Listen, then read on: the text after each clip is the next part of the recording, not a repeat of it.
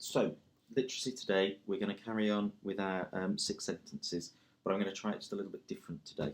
So, what I'm going to do, rather than have you just watch me write, which I imagine is really exciting, we're going to discuss the type of sentence that, or the type of couple of sentences that we might want to write, the sort of feel of them, some vocabulary that we might want to include, and then I'll pause the video, go away, I'll write it myself, and then I'll come back and I'll show it you at the end. So you don't have to watch me write for 20 odd minutes. So, picture we've got today is this one. It is a tentacled squiddy monster coming out of the water with a lifeguard, or lifeguard, lifeboat, lifeguard. No, not lifeguard. What's the word I'm after? Coast. Some water rescue people in the foreground. Lifeboat. Did I say lifeboat? I said lifeguard. Lifeboat. Okay. Losing my mind. And the sentences we've been given have really captured my my interest. A tentacle came out of the water. The creature had a big head, a big head, and big eyes. I feel like I'm there. Terrified I am.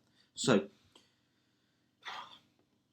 first things first is we need to decide what sort of atmosphere, what mood we want to create. And obviously, again, it's going to be one of fear. So we need to build up the tension. You've got two choices. You could have sort of, I'm thinking, you won't have seen it, I know, but like Jaws, that sort of shark under the water, the build up, the slow sort of tension build, or you want all out action. You want sort of fast paced, quick action movie style. So we've got a choice between the two. I think we've done tension before. We did the snowman with the monster thing. So we'll do all out action. Okay. So we need it quick and fast paced. A tentacle came out of the water. The creature had a big head and big eyes. So I like the word erupted. Erupted is like obviously like a volcano. It explodes out, and I think that does a really good job of. It came out of the water. Well, that sounds like it's come out to shake your hand or something, doesn't it? It doesn't sound very scary. Whereas erupted has that force behind it, that action, which is what I'm after. Erupted. What about erupted explosively? From beneath the depths.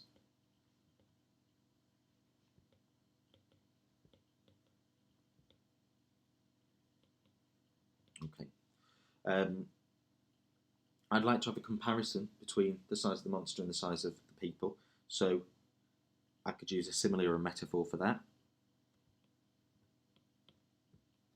The people around stood like ants compared to the vastness of the monster. Just something along those lines. I can do better than that, but for a first attempt, that's not bad. Simile and a metaphor, or a metaphor about the monster.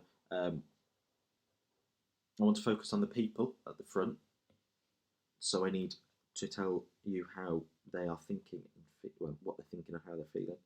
Tell you about thoughts and feelings.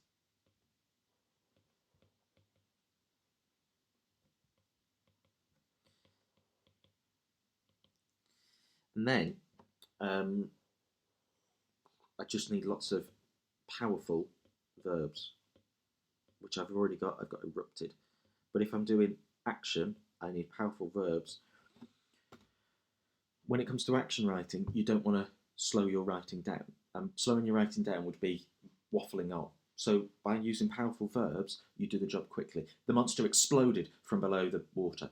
Not the monster broke the surface of the water and a giant tentacle. You're telling me too much. I need action. I need fast-paced movement in the story or in the writing. So I need lots of powerful verbs, and then changing tack ever so slightly. I'm thinking of sort of building up that fear factor as well. The creature had a big head and big eyes. You want to know what the creature looks like. The reader needs to be able to imagine it, but you don't want to give it away.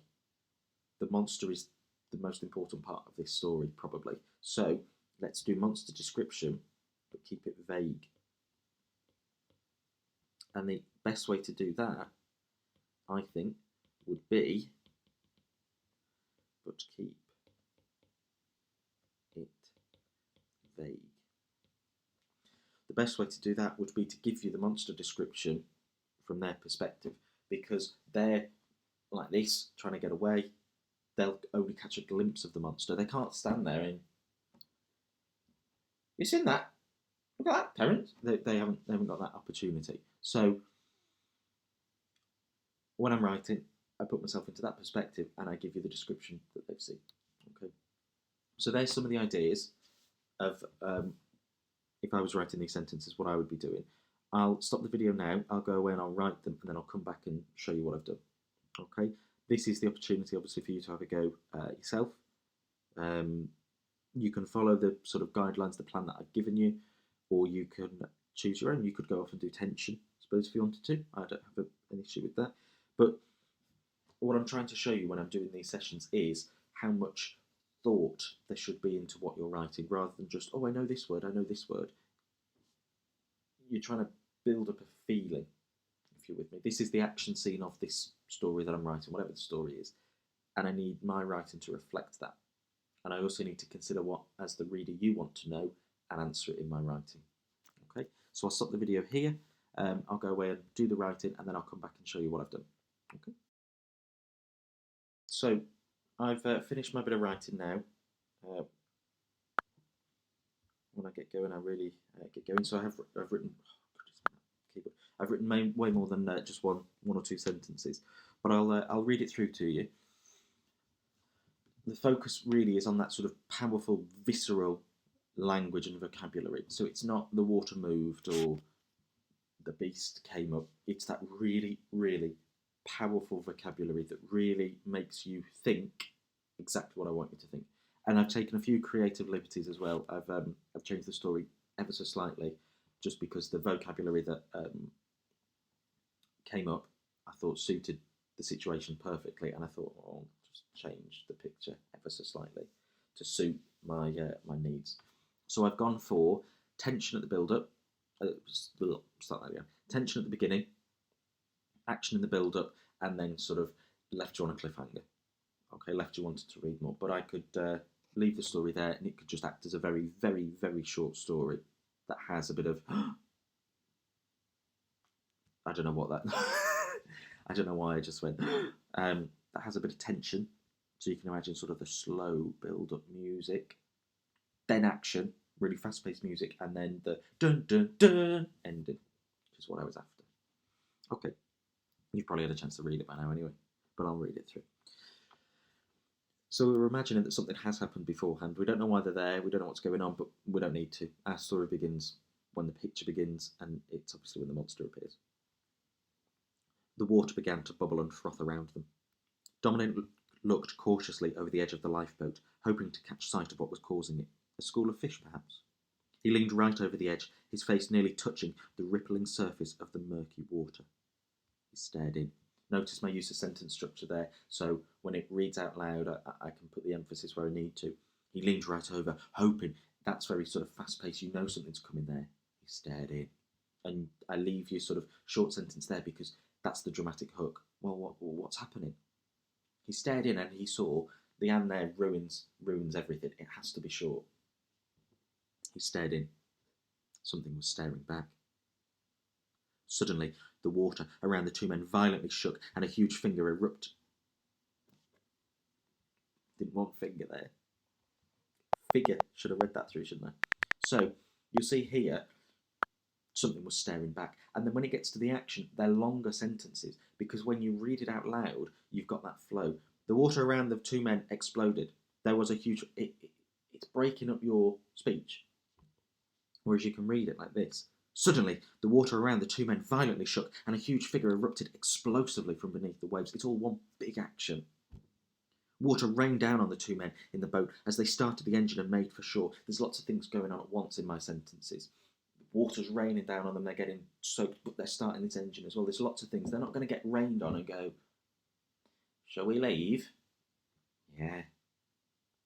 Let's start the engine. They're going to be doing that as the monster's appearing, so I need to have that in my story. Dominic dared a quick look behind him at the figure. It looked too big to be possible.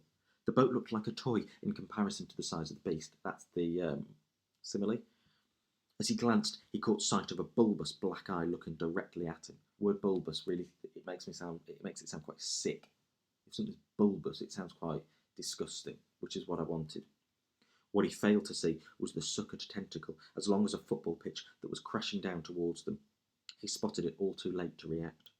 The sound of splintering wood, and that's creative license. It was a blow-up boat, but I want the splintering wood because it's such a powerful sound, isn't it? That if the tentacle hit it. I'm making a fool of myself today, aren't I? The sound of splintering wood filled Dominic's senses before he was submerged below the waves. Okay, so I leave you there with a bit of tension as well because now he's in the water with the beast. Okay, and I can leave it there as well. It makes sense for me to leave it there because you follow Dominic through most of the story, and suddenly Dominic's underwater, so all of his senses are gone.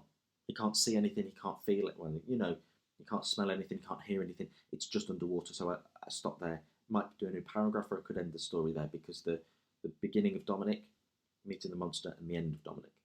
Okay, I'm not saying the end of Dominic. I mean the end of that little bit with Dominic. Now we go on to something new. We might change perspective. We might carry on with Dominic in the water, but that's the sort of end of that little sequence. Okay, I'd love to see what you've written as well, and I'd love to know whether you planned separately to me or you planned alongside me, and see what you came up with as well. So feel free to send them me. You can write them in the comments. You can send them me on Class Dojo and at Mind. Wherever you send them, I'll see them and I'll respond to them. Okay. I will see you tomorrow.